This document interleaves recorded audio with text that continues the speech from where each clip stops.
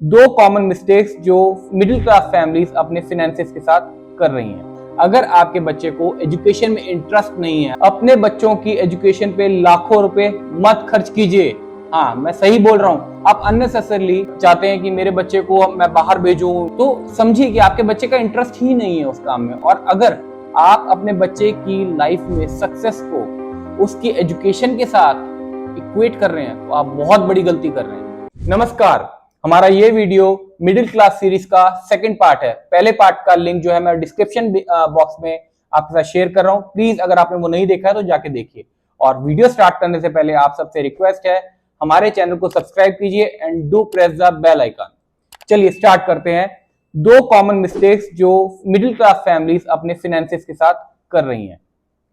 अपने बच्चों की एजुकेशन पे लाखों रुपए मत खर्च कीजिए। अब आप कहेंगे क्या बोल रहा है आदमी? हाँ, मैं सही बोल रहा हूं। अगर आपके बच्चे को एजुकेशन में इंटरेस्ट नहीं है, आपका बच्चा बॉर्न बिजनेसमैन है, तो आप उसके पढ़ाई पे ज्यादा स्ट्रेस मत दीजिए। उसको ओवर फोकस करवाइए उसके काम पे जहां पे उसका इंटरेस्ट है। आप अननेसेसरली चाहते हैं कि मेरे बच्चे को मैं बाहर भेजूं, फॉरेन एजुकेशन दिलाऊं, बड़े इंस्टीट्यूशन से पढ़ाऊं, उसकी कोचिंग में लाखों रुपए खर्च करते हैं और उसके बावजूद भी आपको पता लगता है कि आपका बच्चा वो चीजें नहीं कर पा रहा है। तो समझिए कि आपके बच्चे का इंटरेस्ट ही नहीं है उस काम में। और अगर आप अपने बच्चे की लाइफ में सक्सेस को, जो कि आप फाइनेंशियल सक्सेस को उसकी एजुकेशन के साथ इक्वेट कर रहे हैं, तो आप बहुत बड़ी गलती कर रहे हैं। क्योंकि ये जरूरी नहीं है कि जो बहुत हाई फाई पढ़े लिखे लोग हैं वही लाइफ में फाइनेंशियली सक्सेसफुल हैं।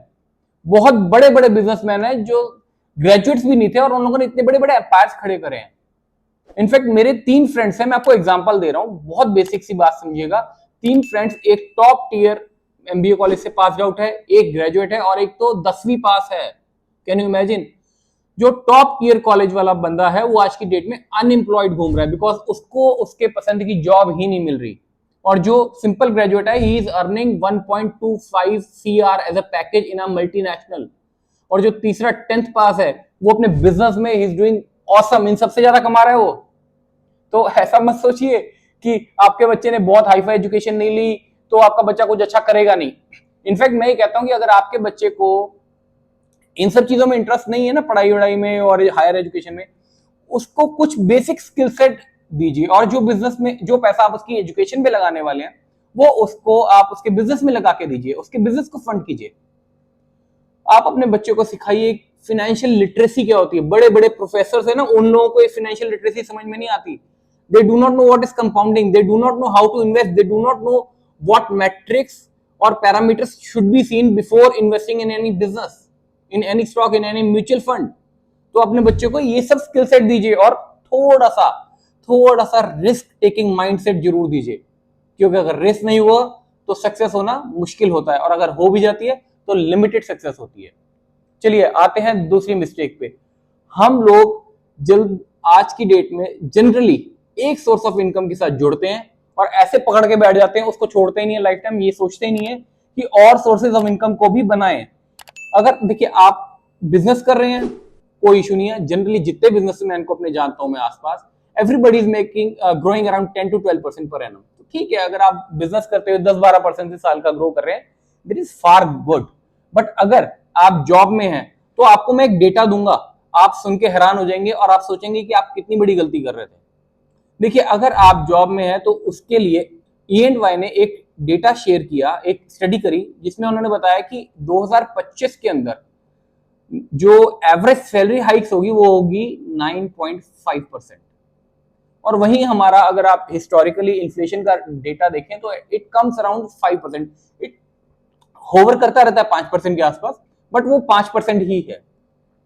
अब कहेंगे ठीक है, 9%, 9.5% से हाइक हो रहा है, इन्फ्लेशन 5% पे बढ़ रहा है, आई एम डूइंग बेटर, 4-4.5% से ग्रो कर रहा हूं मैं। नहीं, आप गलत कर रहे हैं। देखिए, आप 9.5% को तो पहले आप समझ लीजिए 9%। हम कॉम्प्लेक्सिटी नहीं करते, हम सिंप्लीफाई करते हैं कि कैलकुलेशन ज्यादा ना करनी पड़े।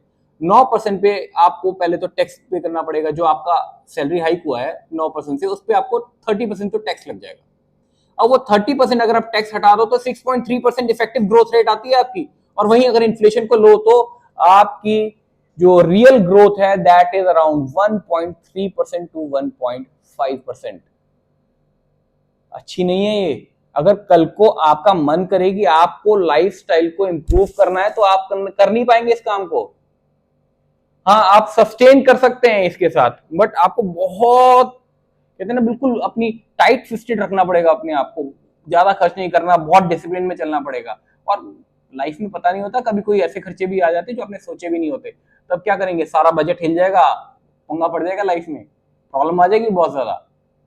तो करना क्या चाहिए?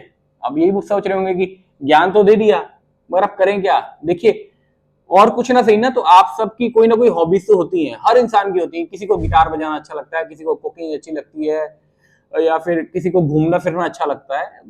अलग अलग प्रकार की सबकी अपनी अपनी हॉबीज हैं। तो उन हॉबीज को मोनेटाइज कीजिए, सोशल मीडिया का जमाना है, उनको मोनेटाइज कीजिए ताकि एक सेकंड सोर्स ऑफ इनकम खड़ा कर पाए। और अगर आपकी कोई हॉबी नहीं है, मान लिया इंश्योरेंस एजेंसी ले लीजिए, कोई म्यूचुअल फंड की डिस्ट्रीब्यूटरशिप ले लीजिए, ताकि वहां से कुछ कमीशन आपकी आती रहे। आपकी जो आपने 1.5% या 1 से 1.5% का जो बफर है आपके इन्फ्लेशन में और आपकी ग्रोथ में, वो बढ़ जाए। आपको कभी कोई लाइफस्टाइल को अपग्रेड करना हो तो आप कर पाए।